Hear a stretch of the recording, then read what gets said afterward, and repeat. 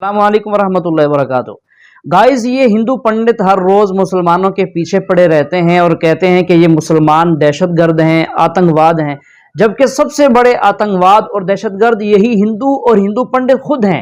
आइए आज की वीडियो में आप देखेंगे हिंदुओं का एक पंडित भरे मजमे में अपने लोगों से कह रहा है, सारे हिंदू जमा हो जाओ, बिल्डोजर इकट्ठा कर लो और मुसलमानों के घरों पर चढ़ाई कर दो, उनको खत्म कर दो और इस हस्ती से, सफ़े हस्ती से भी मिटा दो। आइए ये वीडियो देखिए और इसके बाद फिर सुनते हैं डॉक्टर जाकिर साहब इस बारे में क्या कहते हैं।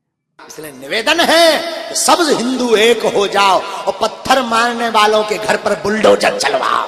हम भी बुलडोजर खरीदेंगे और जो राम के काज पे और सनातनीय महात्माओं पर, संतों पर और भारतीय सनातनीय हिंदुओं पर पत्थर चलाएगा, हम बुलडोजर उसके घर पर चलाएंगे, क्योंकि ये भारत सनातनियों का है। और सनातनियों के देश में अगर राम की यात्रा पर, रामनवमी पर कोई पत्थर मार दे, बुजदिलो कायरो जग जाओ, अब सब हिंदू अपने हाथ में हथियार उठा लो और कह दो हम सब हिंदू एक हैं। हम कहीं भी देखते हैं कोई भी धर्म में बेगुनाहों को कोई कातिल करना, जुल्म करना, ये नहीं लिखा। लेकिन हम देखते हैं दुनिया में कहीं भी मुस्लिम हो या हिंदू हो, बेगुनाहों के ऊपर जुल्म करते हैं। वो धर्म के प्रचार पर, जहाँ पर देखिए मुसलमान ज़्यादा है तो हिंदू के ऊपर, और हिंदू जहाँ ज़्यादा है तो मुसलमान के ऊपर। तो धर्म क्या है और ईश्वर ने, अल्लाह ने क्यों नहीं एक धर्म किया और एक धर्म का नहीं किया? ये मेरा क्वेश्चन है। भाई साहब का बहुत अच्छा सवाल है। भाई साहब का सवाल है कि धर्म के नाम पे कत्ल हो रहा है। जब मुसलमान मेजॉरिटी में तो हिंदू कत्ल होता है, जहाँ हिंदू मेजॉरिटी में तो मुसलमान के ऊपर कत्ल होता है। ऐसा क्यों? खुदा ने एक धर्म क्यों नहीं बनाया? बहुत अच्छा सवाल है।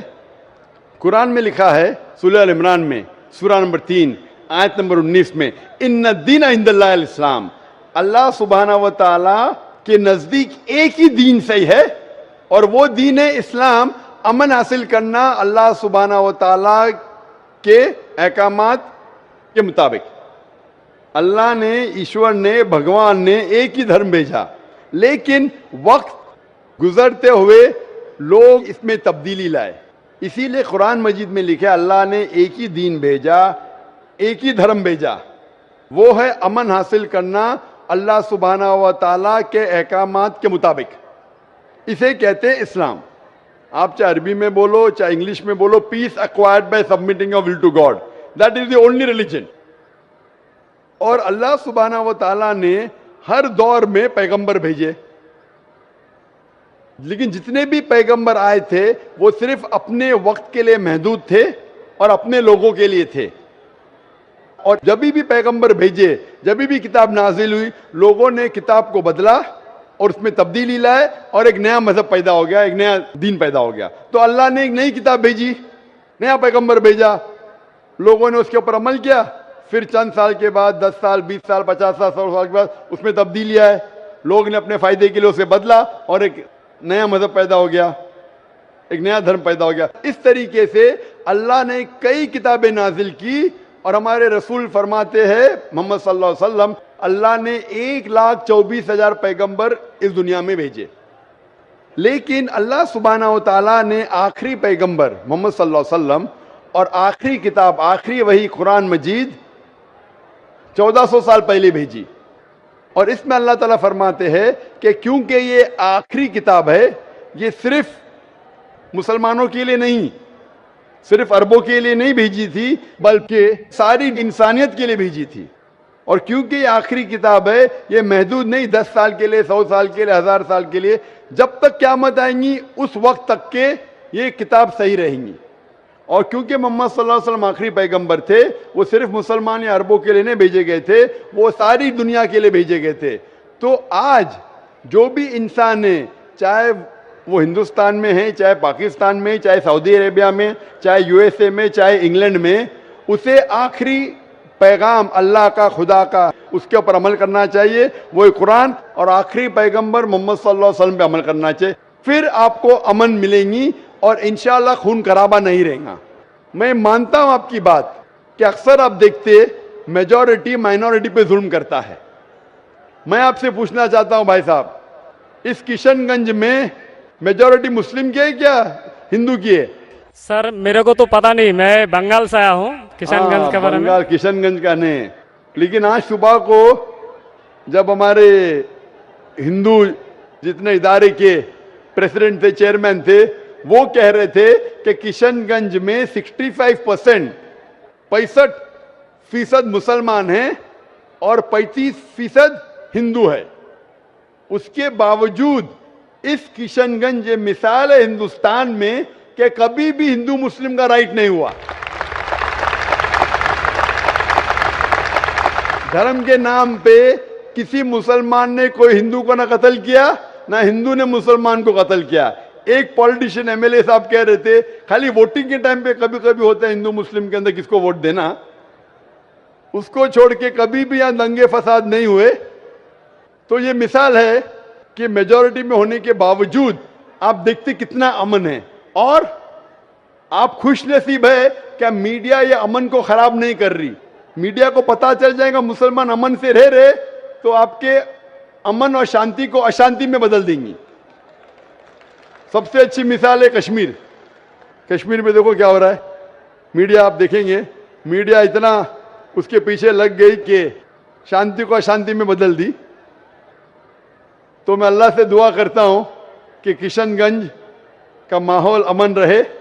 आप मीडिया से बचिए, आप सही धर्म का पालन कीजिए, इंशाअल्लाह आपको अमन और शांति मिलेंगी।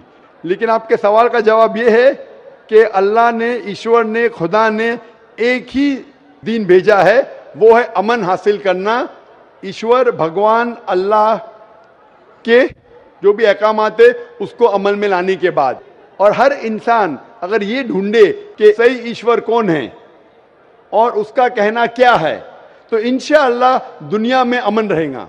लेकिन कई लोग नहीं चाहते कि दुनिया में अमन रहे, इसीलिए वो देखते हैं इस हमारे हिंदुस्तान में, सारी दुनिया में हिंदुस्तान एक ऐसा मुल्क है जहां सबसे ज्यादा मजहब के नाम पे राइट्स हुए, दंगे फसाद हुए। और इसका मैं ब्लेम डालता हूं हिंदुस्तानी नागरिक पे ने, हिंदुस्तानी पॉलिटिशियन पे, क्योंकि अंग्रेज ने हमारे देश को बांटा। अंग्रेज आए थे हिंदुस्तान में तिजारत करने के लिए, लेकिन हम पे हुकूमत की।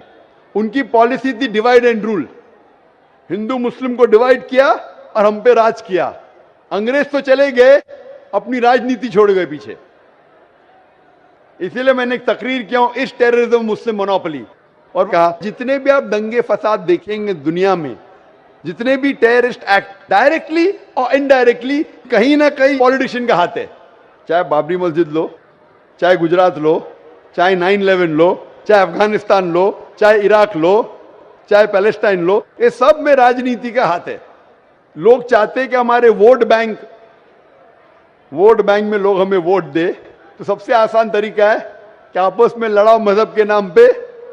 नहीं तो आमतौर पे मैं समझता हूं हिंदुस्तानी जो नागरिक है, हिंदू और मुस्लिम, माशाअल्लाह आपस में अमन चाहते, आपस में एक दूसरे से प्यार करते।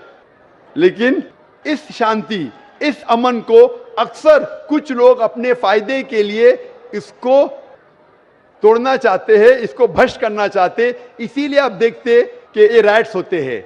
अल्हम्दुलिल्लाह किशनगंज एक मिसाल है, और मैं दरखास्त करूंगा किशनगंज के पॉलिटिशियन से कि इस अमन को इंशाअल्लाह बरकरार रखे। आप हक पे रहो, आपको वोट मिलेगा। यहां नहीं मिलेगा, ऊपर तो सीट मिलेंगी। मैं हमेशा पॉलिटिशियन से कहता हूं आप हक पे जमे रहो, चाहे आपका नुकसान हो। यहां सीट नहीं मिलेंगी, ऊपर तो मिलेंगी। ये सीट तो टेम्परेरी है, ये सीट आपकी दुनिया की टेम्परेरी है। कितने साल जिएंगे आप?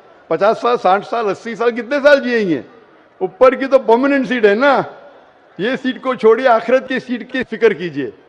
तो इसीलिए जो ईश्वर का पैगाम है, खुदा का पैगाम है, अल्लाह का पैगाम है, हक पे रहिए और हक का साथ दीजिए। चाहे आपको यहाँ सीट मिली का नहीं मिली, आखिरत में तो मिलेंगी और वो हमेशा आपके साथ रहेंगी। Hope that answers the question.